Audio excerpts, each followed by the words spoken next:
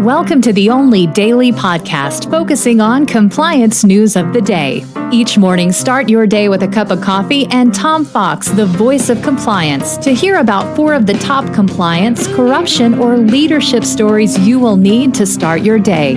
The Daily Compliance News is a production of the Compliance Podcast Network. First, a word from our sponsor.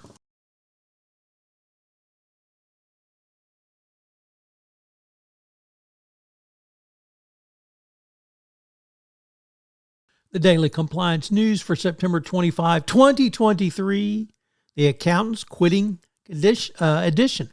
And we begin with that story from the Wall Street Journal that job security isn't enough to keep many accountants from quitting.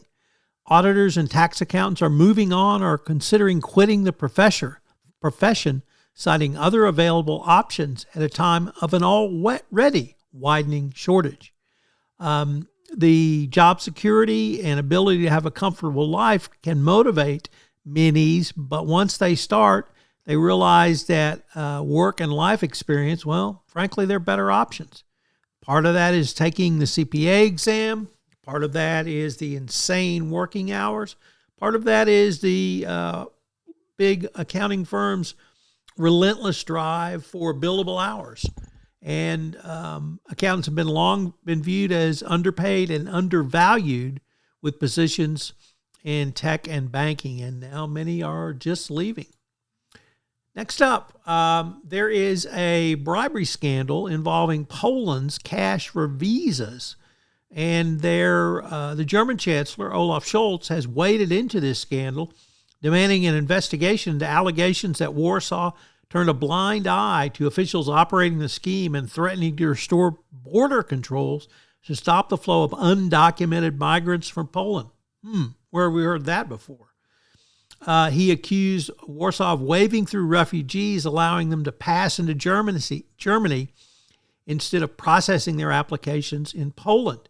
Poland's main opposition party has accused the ruling party of tolerating a corruption scheme that illegally sold Polish visas at consulates around the world despite trumpeting tough anti-immigration measures at home. The government has acknowledged that hundreds were sold, but the numbers were much lower than claimed. That story came to us from the Financial Times.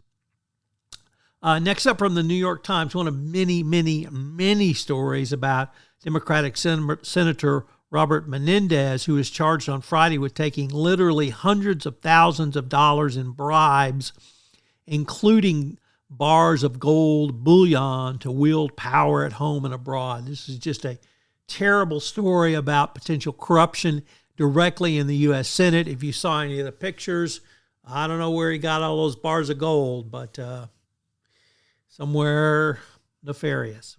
And our final story comes to us from the Washington Post about Republican Senator Tim Scott, who says that any worker who strikes should be fired, period, end of job, end of story. And my question is, why would a unionized worker ever vote for Republicans if that's their attitude towards striking? The Daily Compliance News is a production of the Compliance Podcast Network and a proud member of C-Suite Radio. Thanks so much for listening. I hope you'll join me again tomorrow.